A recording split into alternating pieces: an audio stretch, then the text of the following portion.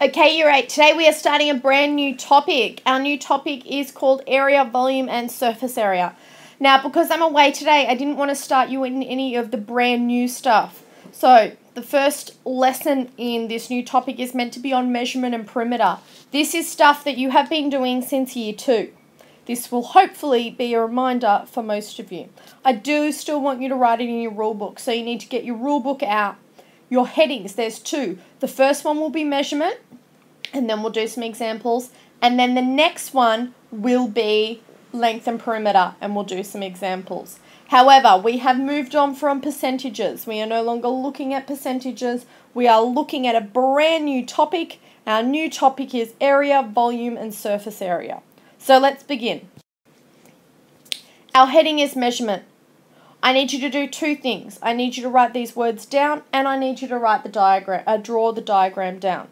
Please, please, please, please, draw this diagram neatly, with a ruler and doing neat circles. So, what are we talking about when we're talking about measurement? Well, when we want to find out how long something is, how far it goes on for, or to measure a distance between 2 points, we use the metric system, okay? The metric system is something that you have been used to since you started school. Millimeters, centimeters, meters, and kilometers.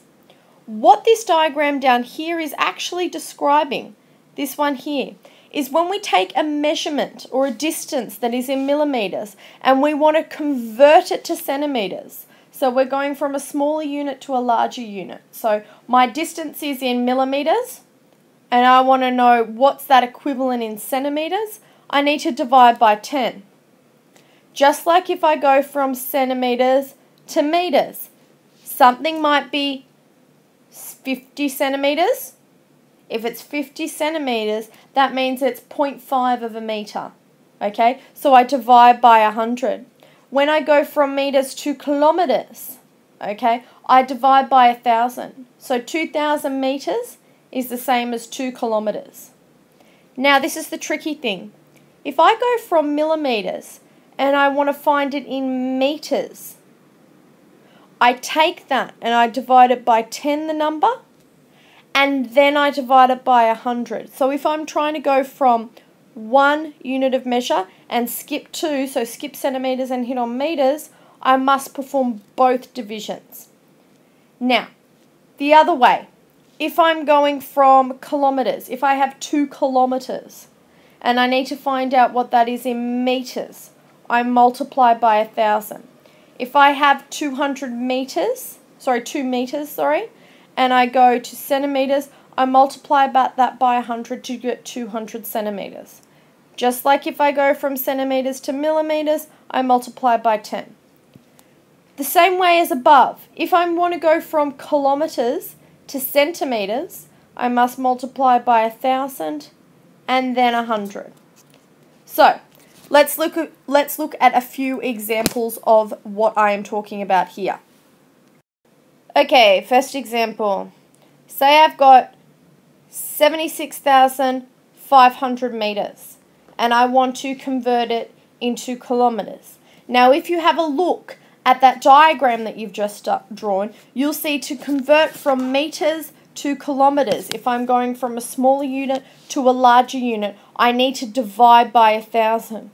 So I go 76500, okay, and I divide that by 1,000. Quick way to divide by 1,000 is to start here and move my decimal place 1, 2, 3. Okay, because when I'm making smaller, I move to the left. Now, sorry, my answer becomes 76.5 kilometers. Okay, going from a smaller unit to a larger unit, I must divide. Let's look at another example of a unit of measure. Let's look at one where I skip. So I just don't go to the unit of measure above it. I actually skip a few. Let's look at 3.069 meters, okay, into millimeters. So I've got just under 3 meters, and I want to convert it into millimeters. So I get 3.0 0.069, and I do the first. I multiply it by 100. That will get me from meters to centimeters.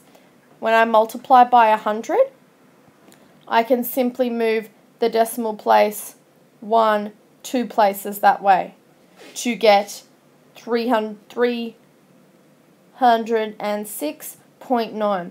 So what I'm doing here is I'm using a very easy conversion method. When I multiply or divide any number by 1,000 or by 100, I simply move the decimal point the right number of zeros. If I'm multiplying, my number's becoming bigger, I move it to the right.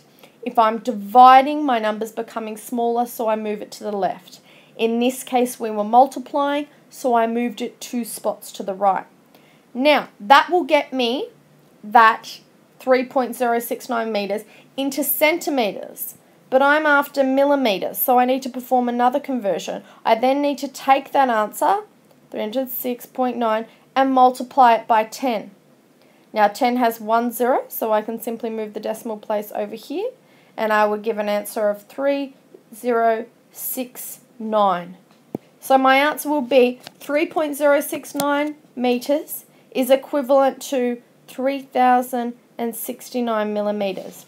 We aren't manipulating these values. We are simply converting them, guys, into different units of measure. And that's it. That's 2 examples. The next idea that should hopefully be a revision for most of you is the idea of length and perimeter. When we're looking at perimeter, a perimeter is the full distance around the outside boundaries of a shape. Many things have a perimeter. Lots and lots of things have a perimeter. In this case, I've showed you an example of a baseball diamond. So in this baseball diamond, I've been given 2 measurements. It's a rectangle. So this side is going to be equivalent to this side, and this side here is going to be equivalent to that side there. So to find the perimeter of this here tells me that this side is 28, which would mean that that side's 28, and this side's 26, which would mean this side was 26. So to find the perimeter, all I do is I add 28, 26, 28, and 26 together, because that would get me the measurement around the outside boundaries of my shape. Let's have a look at some actual examples. So to find the perimeter for this, how I'm going to write this working is I'm going to write it with a P, perimeter equals, and I've got 21 millimeters, I've got 15 millimeters, and I've got 34 millimeters. Okay. The first thing to pay attention to when looking at these questions is, are all of my units of measure in the same unit? These ones are all my measurements in the same unit of measure? Are they all in millimeters, or are they all in centimeters, or are they all in kilometers? In this case, it's an easy question because they are all in millimeters, so I can simply add them together. So my perimeter becomes 21, add 15, add 34, and if I do that in my head, 20 plus 10 plus 3 is 60, 60 plus 5 plus 4 is 69, 69 plus 1 is 70 millimeters. I give my answer 70 millimeters. I make sure I revert to the unit of measure that was shown. So that's example 1. Example 2 here. My perimeter is equivalent to, now when I look at my units of measure, I've got millimeters, millimeters. Oh, this guy, he's in centimeters. So before I work it out, what I must do is I must convert that centimeters into millimeters. Sorry, what's that? Oh, I already told you how to do that in the previous slide. Amazing. Okay, so if I convert 7.3 centimeters into millimeters, I'm going from a larger unit to a smaller unit. So if I look on that diagram that I have there in my rule book, when I go from a larger unit to a smaller unit, I must multiply. In this case, I'm multiplying by 10. So 7.3 multiplied by 10. I simply move my decimal place 1 place to the right because I'm multiplying, and my answer becomes 73. 73 centimeters. So I'll pop that in there, 73 centimetres. So now I have 17, add 28, add 73 millimetres. 73 millimetres. That's Miss Usher. Getting very excited over 73 millimetres. Hello, everyone. Thank you, Miss Usher, for that lovely interruption. So we have 17 millimetres, 28 millimetres, 73 millimetres, and 45 millimetres. That's what their perimeter is equivalent to. I have made sure that all of my measurements are in the same unit of measure. You know how sometimes you find it really annoying things I say. I say, what's the question actually asking you? What do you actually need to do? And you roll your eyes. And then you get your test back and you realise you were the person who didn't read it correctly. You were the person who missed this. This is why I'm being so annoying. I'm trying to say, make sure all of your measurements are in the same unit of measure. So now they are, and if I add them together, that becomes, let's listen to my mental calculations, okay? You should be able to do this without writing it down. 17, 28, 73, 45. Let's deal with the tens. 1 plus 2 is 3. 3 plus 7 is 10, so 100. 100 plus 40 is 40, 140. Then 7, and I'm dealing with the 7s now. I'm going to skip 7 and 3 to get 10, which is really nice. So now I have 140 plus 10, 150, 158, 163. See how I did that mentally in my head, guys? You should get used to doing that. 163. What's my answer? Is it in centimetres? Is it in millimetres? You're right. It's in millimetres. Okay? That 163 millimetres represents the perimeter of this shape according to the measurements given. Okay, guys, and that's it. Just quickly, however, I did want you to download an app which we will be using next lesson.